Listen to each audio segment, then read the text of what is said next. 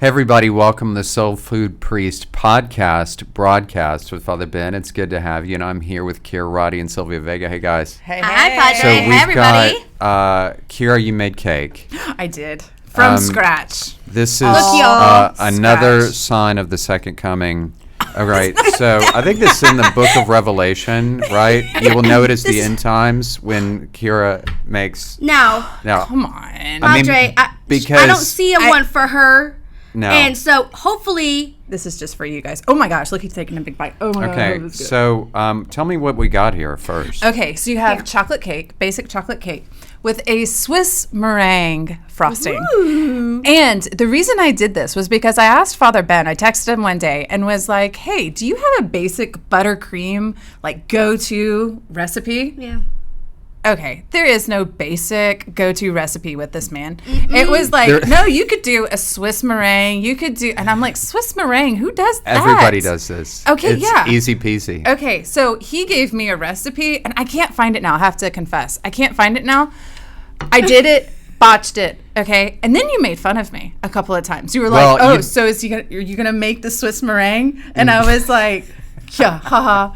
So this weekend, I had kids' birthdays. And so Father Ben was in the back of my head. Are you going to do the Swiss meringue? Yeah. And I was like, Yeah. yes. Yeah. I'm going to do the You Swiss meringue. You nailed it. And I'm going to be not afraid. Good. But I got another recipe. All right.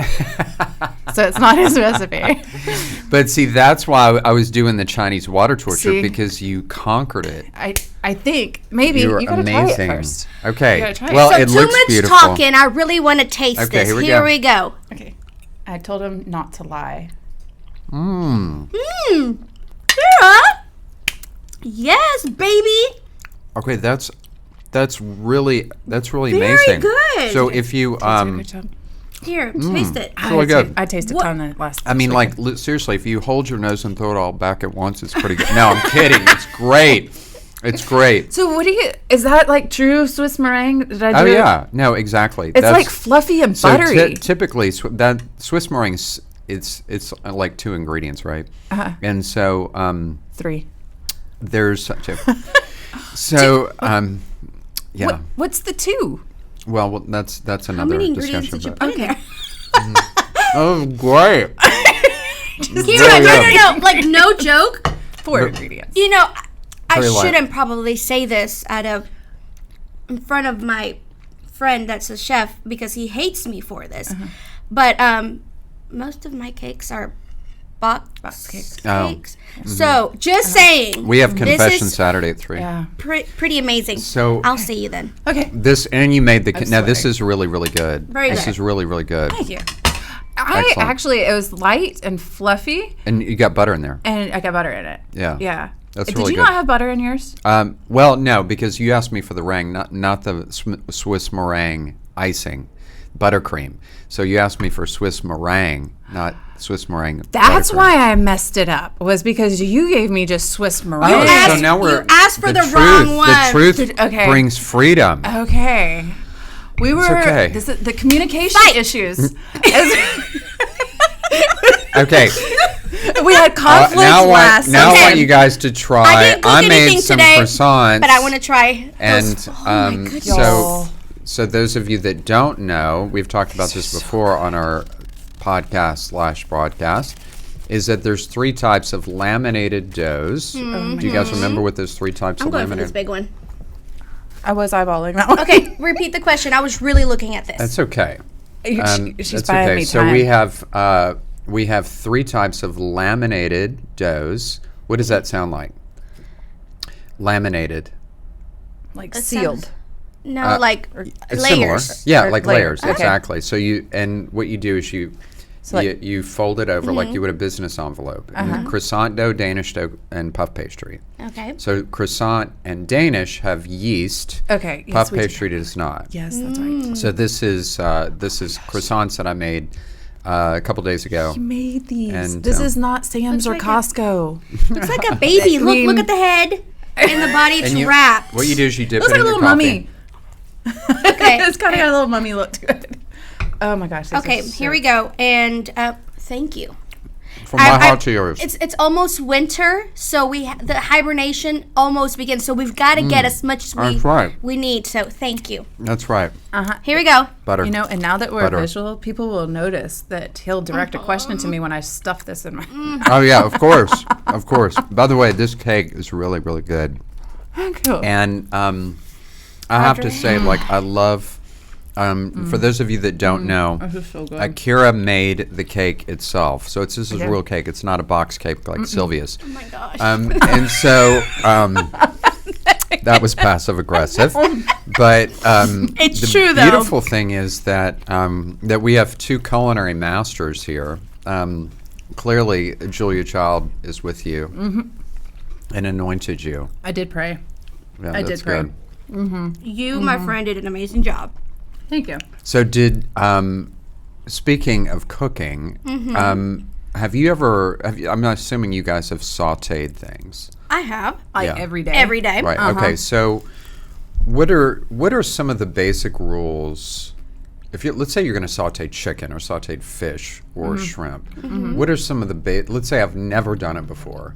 What advice would you give me? We're You really- gotta put oil in the pan Okay. and then turn the heat on, and it needs to be. You said Yeah. No. Good. Okay. Okay. And the heat should be hot, but not too hot. You got to find the right like a 6. heat before you to determine if it's vegetables or whatever it is that you're sautéing, meat, vegetables. It needs to be hot, but not too hot. Okay. I do agree with all of what you said, but if you have the option of using bacon or, I know I'm Hispanic, lard, just a little bit. I love lard. Just a little bit. I love lard. It is amazing. And like if you put those like sauteed onions with just like bacon Yeah. before, you Oh can my take gosh. the bacon out if you don't want to eat the bacon, but that flavor. It yeah, helps. it's amazing. Oh, No, it helps. It I is put amazing. when I make cornbread, I put bacon fat in the cornbread. Ooh, love yeah. it. Yeah, that excellent. You have to Excellent. have the right oil too. yes. Yeah, have to do exactly. olive oil. That's right. I do olive because they oil. have they call it the smoke point. So like lard, for instance, has a low smoke point. Polyunsaturated oils, for instance, like say cottonseed or olive oil, have a very high smoke point. Or butter has a low smoke point. And so yeah, exactly, very good. So Or you butter. get the skillet or whatever you're using hot oil. And then once like olive oil starts smoking, you smell it 1st. Then you put it in. When you put the chicken or the whatever it is, you lay it away from you. Why would we do that? So it doesn't splatter. So it doesn't splatter it, right? That's And- that way. And that's done that. yeah. And people often have to learn these things the hard way. But we have all different types of cooking methods, and that people don't even think about, like baking, steaming. Do you guys know what temperature water boils at? I do, but I always forget because the croissant comes before the question. It's 260 degrees. 212. 12. okay. Right. So we Snooze can. 200 So when we have, let's say we have a vegetable or whatever, we're going to steam it. It's going to go. The water's going to make that transformation 212, right? Fahrenheit. And so we have so many different types of ways to cook. We don't think about that, and that's only in this country. If necessity is the mother of invention, all throughout the world, they use many different types of cooking methods. And we've talked about before in our podcast, earth, air, fire, water.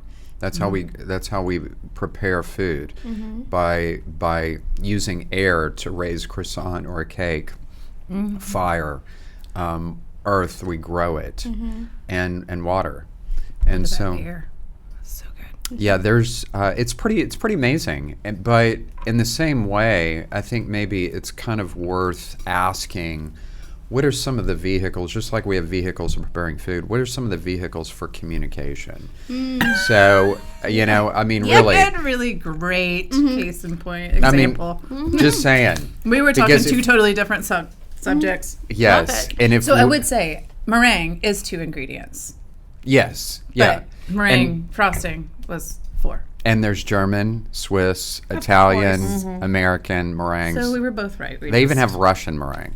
And so they have all these different types of meringue. And basically 2 ingredients, just how you put it all together. How? Why? Why Oh, do we have to complicate things? I know.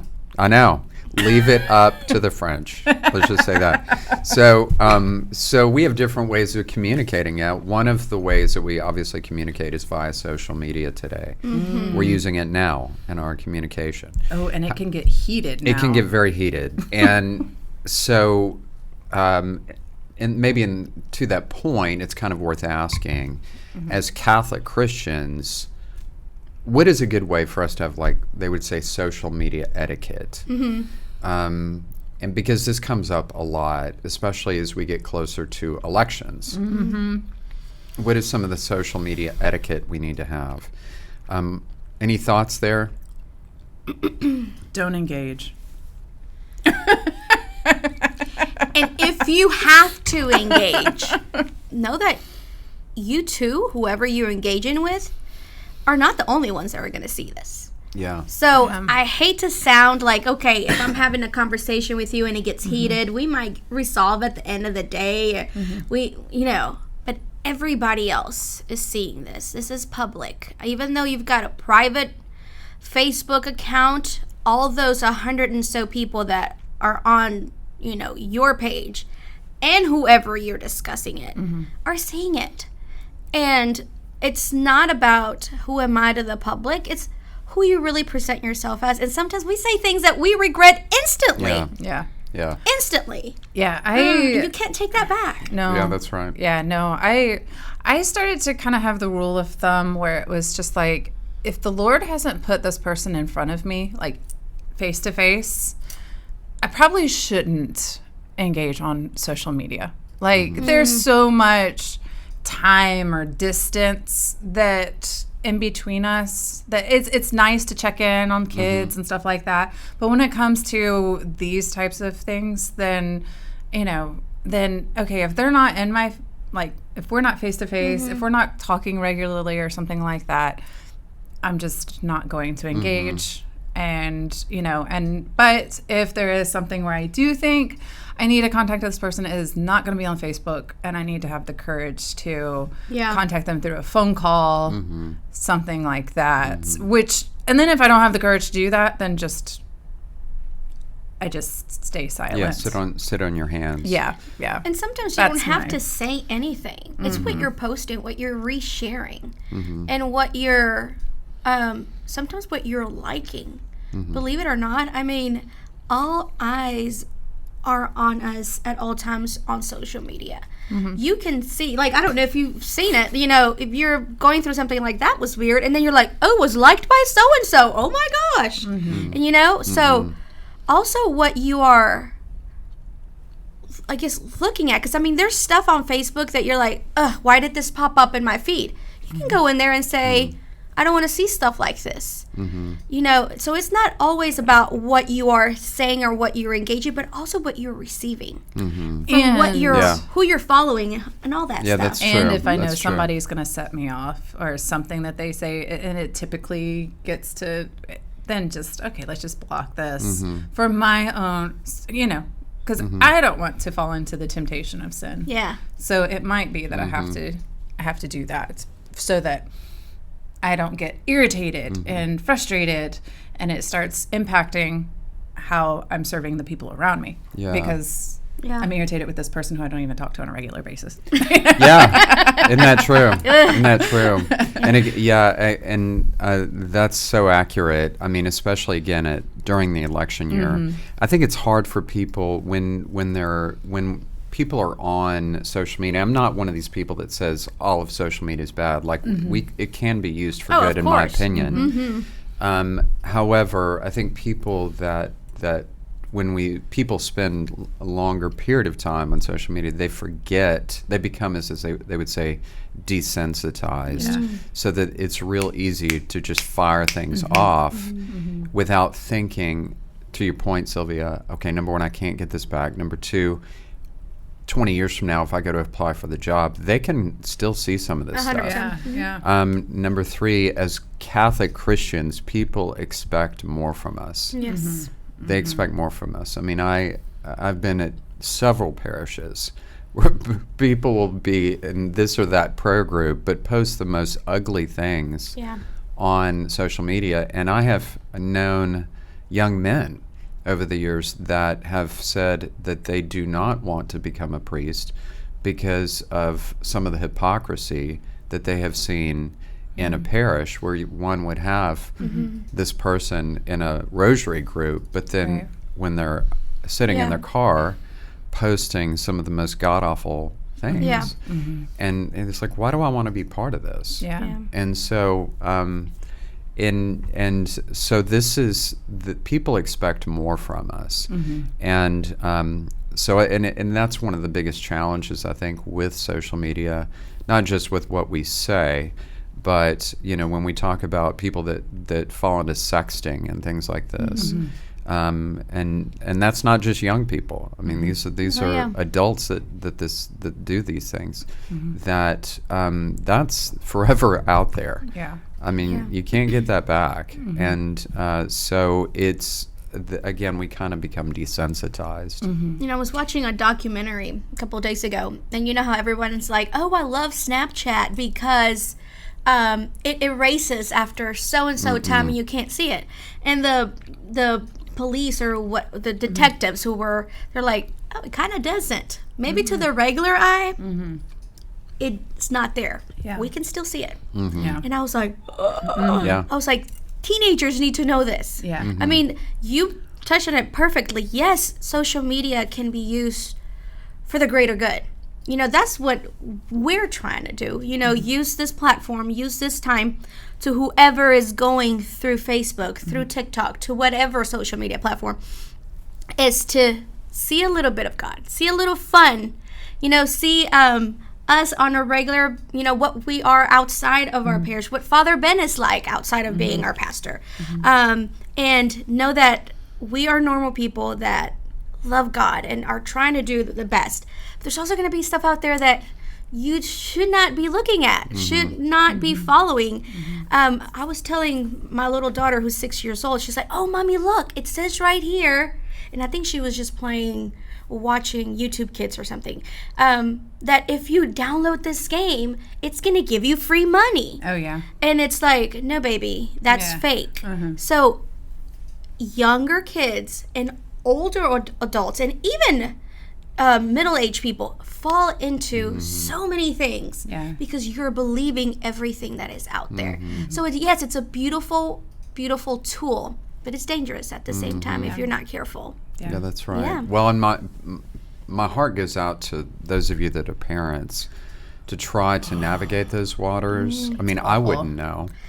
It's terrible. Yeah. It is terrible, but that is something that I do have to remind my kids of all the time. It's just that, this isn't going to go away. I have a friend who she worked for a cell phone company and sat in many court cases where people were like, "Oh yeah, they claimed one thing, but they deleted the text," but she had to be there to be like, "Nope, we could bring it back up," And so I am telling my boys, and especially, because they're the older ones, you need to really watch out what you put out there because it will affect you. And I think all of us our age have said, "Oh, thank God we did not have that stuff back then. We did not have social media when we were growing up." So my heart goes out to them because it's going to be very difficult to navigate. And I think a question I want to direct to you is, okay, so I'm trying to do the right thing on social media, be cautious or prudent, and then being a political year, it is sometimes like,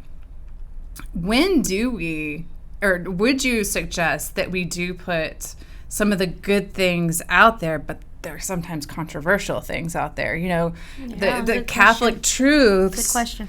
But as soon as we release what that Catholic truth is, and we know there's beauty and goodness in it, it's going to be like, "Oh, well, you're, conservative or liberal." And so it's like, should you speak the truth? We always say speak the truth in charity, but I feel like on social media, people don't know if I'm charitable or not. So like, what do you suggest posting? What would be your your guidelines as to think about this before you post it? What would be your suggestions? Yeah, and my first thoughts would be less is better. I mean, it's because some people they would post so much that it's lost in the just flurry of information. People just tune them out or that unfriend them, whatever you want to call it, because they're just, oh, you got to see this, you got to see this, you got to see this. And for them, it's really important. Other people, they don't have that kind of time, and they're not going to pay attention. And so, so less is better. I would say it's good that it is good if somebody feels very strongly about something. It's good to kind of put that out there. But whenever one does that, you have to be willing to accept a little mudslinging. Right. I mean, it's going to happen. Yeah. And that's the the world in which we live. That's a country in which we live. And frankly, I think to some extent, I welcome that. I welcome it as long as it's respectful. And so we don't engage in haters, because all you're going to do is that infuriates them, and they have to be right. So, but respectful dialogue is a different thing. I was thinking of the word respect in my mind, because you can always speak your mind, but never lose respect. You may disagree with somebody else, and someone might post something hateful, or they can, or you don't agree with something, but don't lose respect. And not just respect for the situation, but respect for their point of view, or what they believe, or what they support, or what they don't support.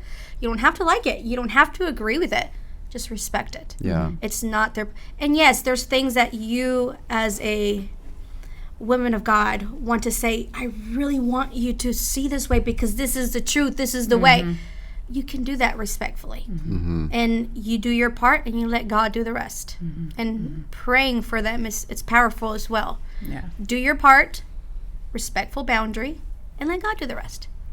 Yeah, exactly. I mean, it kind of goes back, and from my perspective, to what we were talking about before. There's different vehicles for cooking different food products. Yeah.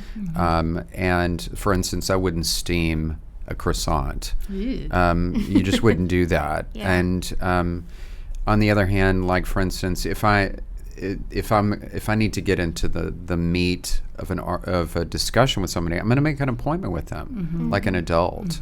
But because there's a certain degree of anonymity on social media where they're not having a face-to-face discussion, a lot of times people because they don't like confrontation, as we've talked about before, they're much more aggressive on social media than they would be if they were sitting across the table from somebody. Right. It's true. And so, so it's always good to kind of say, okay, what's the right vehicle for this topic, kind of thing. Yeah. And to sit on your hands, right? Sometimes if we want to say something or do something tomorrow, tomorrow.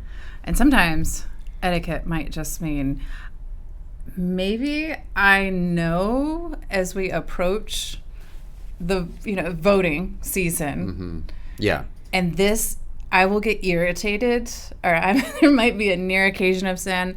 I don't know, maybe do like a Lenten kind of thing and just say, I'm just gonna remove social media from my phone. If that really and triggers just you. say, if you know that that's a trigger, just say, I'm going to offer that up as a sacrifice and pray for our country, or whatever, because if we just know that about ourselves, it's just because it's to our point earlier, and even in the last podcast, where is it St. Francis de Sales that's always like, think better of people, instead of thinking low of them. And so trying to think, well, I myself might be triggered, but I don't know maybe why this person has this view, and chances are it might be some underlying wound that is there. Yeah. And they're really fighting for it because they really want to be heard because they weren't heard or whatever, trying to think higher of them rather than just that base level way of thinking, and we're just opposing, assuming the negative. Exactly. Yeah. Pope Benedict talks about this in his encyclical. It's called Spe Salvi, Saved in Hope, and he kind of makes that point too. Yeah. Yeah. Good for us to remember. Well, Father, this table looks like it's getting closer to the holidays, and it's full and it's messy, and I like it. So keep it coming. We're gonna eat salads. I'm gonna have to bring something next time. Next time. For all of you guys watching at home, we thank you for supporting us and for liking our pages on YouTube, Facebook, TikTok, Instagram. Everywhere. You are really making us feel like you like what we're doing. But please, please, please, please give us more information. I know a lot of you have said, please talk about this. Keep it coming, because we really want to talk about what you want to hear. So keep sharing this with your friends. Thank you for your support, Father Ben, and for always bringing great topics to the table and great food. Oh my gosh. We're working on it. Yeah. Working on it. And today, we will also, a lot of people really want these, Khira. Yeah. And Really? yes, they really do. So we did what do you call it, like a Drawing. drawing, and a lucky one of you took one of these home, but we've got questions. Are these for sale? So are these for sale, Khira? They are. They are for sale. So just let us know if you want one, and hopefully we'll do a little post on that as well. But thank you all of you at home for watching us. Keep liking and sharing, and tell all your friends about us. Thanks, gang. Don't forget to put soul in your food and give food to your soul. God bless you.